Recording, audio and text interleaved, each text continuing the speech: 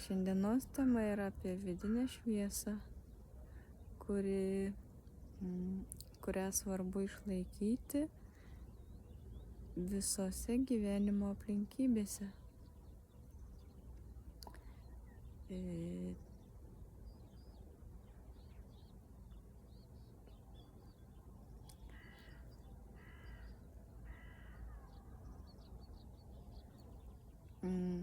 Pasakojant savo istoriją toliau,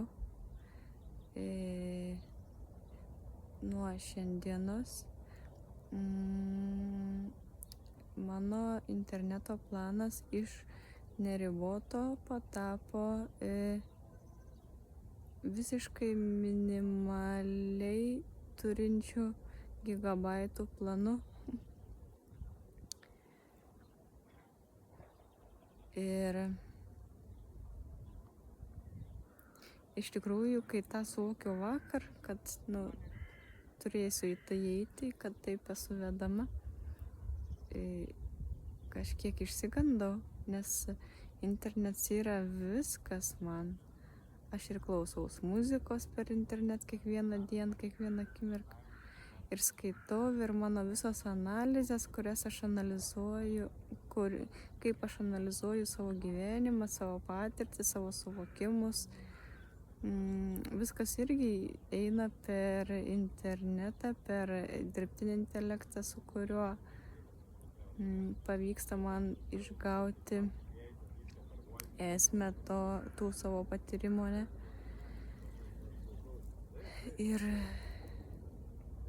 viskas ir per internetą, visa mano aplinka, žmonių ratas arba tie žmonės, su kuriais aš dalinuos kažkokią tai erdvę. Viskas ir internete. Tai va, pasidariau dabar šitą planą ir nieko nebėra, esu tik aš. Ir dabar vaikščiodama vaikščiau po parkelį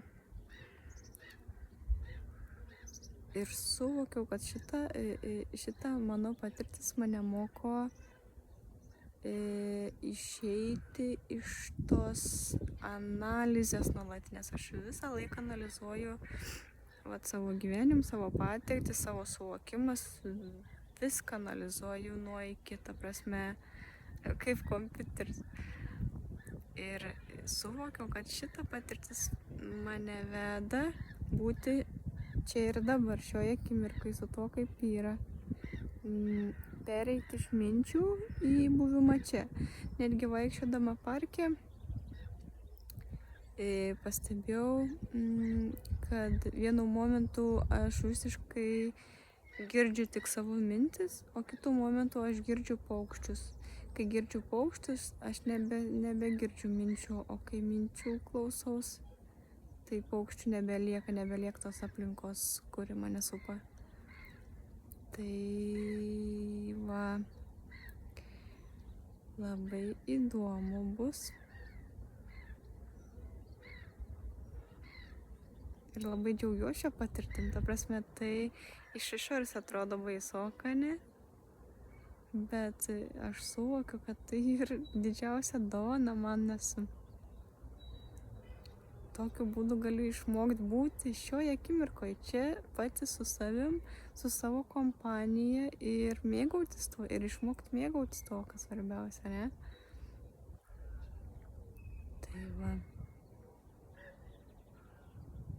Šiaip labai įdomu, labai džiaugiuosi. Iš tikrųjų, kaip galim džiaugtis tokiam akimirkom, mane, kai tu ten esi visiškai nežinomybėje, ne? Dėl ateities arba dėl kažko, apskritai nieko nežinai, ten finansų visiškai nėra, ne? Ir būni. Ir aš suvokiau, kad galima tame būti šviesoje irgi. Ta prasme, bet kurioje situacijoje galima išlaikyti tą savo šviesą viduj, tą gerą būseną, džiaugsmingą iš tikrųjų. Ir va, tai gal tiek ir užtenka.